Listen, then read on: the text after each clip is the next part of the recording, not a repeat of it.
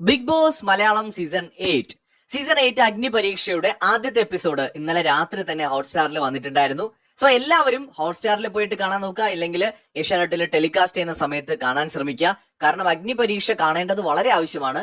Big ബോസിനെ ഇഷ്ടപ്പെടുന്ന ആളുകൾ അവരോടാണ് കേട്ടോ പറയുന്നത്. കാരണം എന്തെന്ന് വെച്ചാൽ ഈ അഗ്നി പരീക്ഷയിൽ നിന്ന് ചിലപ്പോൾ ഒരുപാട് കാര്യങ്ങൾ നമുക്ക് തുടർന്നുള്ള സീസൺ 8 കണക്ഷൻസ് ഉണ്ടാവാൻ സാധ്യതയുണ്ട്, കണക്ട് ചെയ്ത് വരാനുള്ള സാധ്യതകളുണ്ട്. സോ അതുകൊണ്ട് അഗ്നി പരീക്ഷ ഒരിക്കലും മിസ് ചെയ്യരുത്. ഇനി എപ്പിസോഡ് വളരെ ചുരുക്കി നമുക്കൊന്ന് പറയാം. അതായത് 40 കണ്ടസ്റ്റൻസ് വരുന്നു. ആദ്യം ഒരു ടാസ്ക് ആണ് കൊടുക്കുന്നത്. ആദ്യമായിട്ട് കണ്ടസ്റ്റൻസിന് ഒരു ടാസ്ക് കൊടുക്കുന്നു. ഒരു പൂട്ടും താക്കോലും കൊടുക്കുന്ന ഒരു ടാസ്ക് ആണ്. എന്ന് വെച്ചാൽ താക്കോൽ ഒരിടത്ത് കാണും, പൂട്ട് വേറൊരിടത്ത് കാണും. അതിനകത്ത് കുറച്ച് ക്ലൂസ്, താക്കോലിലും ഒരു ക്ലൂ കാണും, പൂട്ടുകളിലും ഓരോ ക്ലൂകൾ കാണും. സോ 20 താക്കോലും 20 പൂട്ടുമാണുള്ളത്. ഇത് കളക്ട് ചെയ്തെടുക്കുക എന്നുള്ളതാണ് ഫസ്റ്റ് ജോലി. 20 പേരെ ആ ടാസ്കിൽ ജയിക്കുള്ളൂ. സോ താക്കോല് കളക്ട് ചെയ്യുക, അതിലുള്ള ക്ലൂ മനസ്സിലാക്കിയിട്ട് ഏതാണ് പൂട്ടെന്ന് തിരിച്ചറിഞ്ഞ് തുറക്കണം. സോ അങ്ങനെ ആദ്യം എടുക്കുന്ന 20 പേരായിരിക്കും ടാസ്കിൽ ജയിക്കാം. ഈ ഒരു ടാസ്കില് ജയിച്ച 20 പേരാണ് ആദ്യത്തെ എപ്പിസോഡിൽ. അവരെയാണ് നമ്മൾ മറ്റുള്ള ആക്ടിവിറ്റീസിൽ കാണാൻ കഴിയുന്നത്. കാരണം ജയിച്ച 20 പേരുമായിട്ട് നമ്മുടെ അവതാരകയായിട്ടുള്ള റനീഷ സ്റ്റേജിലേക്ക് പോവാണ്. അപ്പൊ ബാക്കി 20 പേരുടെ കാര്യം പിന്നെ പറയാമെന്നാണ് പറയുന്നത്. എന്തായാലും എപ്പിസോഡ് അവസാനിച്ചപ്പോൾ നമുക്ക് മനസ്സിലായി അവരെ കുറിച്ച് അടുത്ത എപ്പിസോഡിൽ അവർക്കൊരു അവസരം കൂടി കൊടുക്കും. സോ ജയിച്ച 20 പേര്, ആ ജയിച്ച 20 പേരെ 3 ടീമിലായിട്ട് മാറ്റുന്നുണ്ട്. 3 ടീം എന്ന് പറയുമ്പോൾ നമ്മുടെ അഖിൽ മാരാറിന് ഒരു ടീം, നമ്മുടെ റിയാസിന് ഒരു ടീം, രഞ്ജിനിക്ക് ഒരു ടീം. അവർക്ക് തന്നെ ടീം അംഗങ്ങളെ തെരഞ്ഞെടുക്കാം എന്നുള്ളതാണ്. സോ ആ സമയത്താണ് നമ്മൾ കണ്ടസ്റ്റൻസ് ആയിട്ടുള്ള 20 പേരെ പരിചയപ്പെടുന്നത്. മറ്റ് 20 പേര് ആരാണെന്ന് നമുക്കറിയില്ല, അടുത്ത എപ്പിസോഡേ അറിയാം. റിയാസിന്റെ ടീമില് ഷിബിന, പൂജ, അഭിറാം, അതുപോലെ നഷ പാലത്തിങ്കൽ, അസിയ, അതുപോലെ ഒരു അനഘ, പിന്നെ പ്രണവ്, ഇത്രയും പേരാണ് റിയാസിന്റെ ടീമിൽ വരുന്നത്. രഞ്ജിനിയുടെ ടീമില് ആരാധ്യ, അതുപോലെ ഷബീറ, പാർവതി, അമൃത, വർഷ, നയന, രചന എന്നിവരാണ് വരുന്നത്.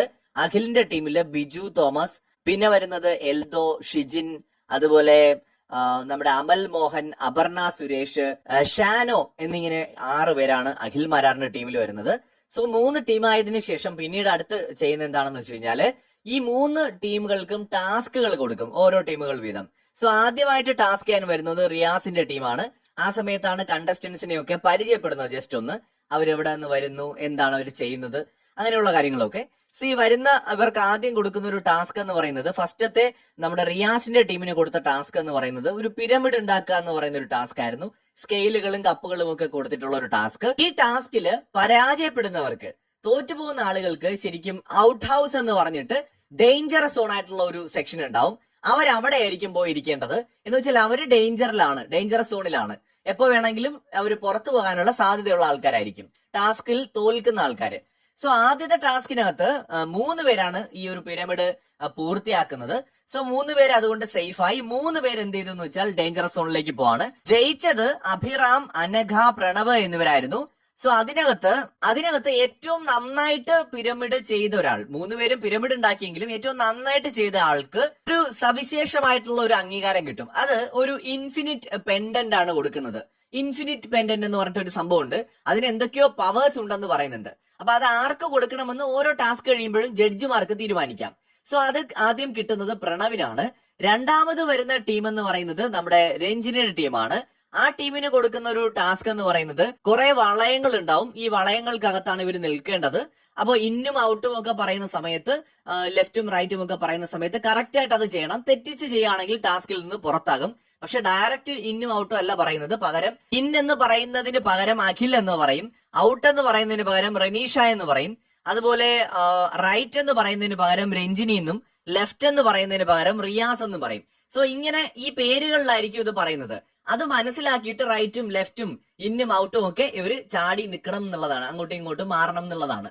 സോ അത് ആ ഒരു ടാസ്കിനകത്ത് ഫസ്റ്റ് തന്നെ ആരാധ്യയും അതുപോലെ രണ്ടാമത് നയനയും ഔട്ടാവുന്നുണ്ട്.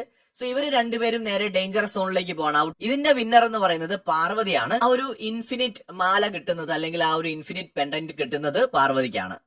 മൂന്നാമത് വന്ന അഖിൽ മാരാറിന്റെ ടീമിന് കൊടുത്തൊരു ടാസ്ക് എന്ന് പറയുന്നത് ഇങ്ങനെ ബോളുകള് ബൗൺസ് ചെയ്തിട്ട് കപ്പിൽ വീഴ്ത്തുക എന്നുള്ളൊരു ടാസ്ക് ആണ്. ഒരുപാട് ഡിസ്റ്റൻസ് ഒന്നുമില്ല, വളരെ അടുത്തുനിന്ന് തന്നെ ചെയ്യാവുന്നതാണ്, സിമ്പിൾ ആണ്.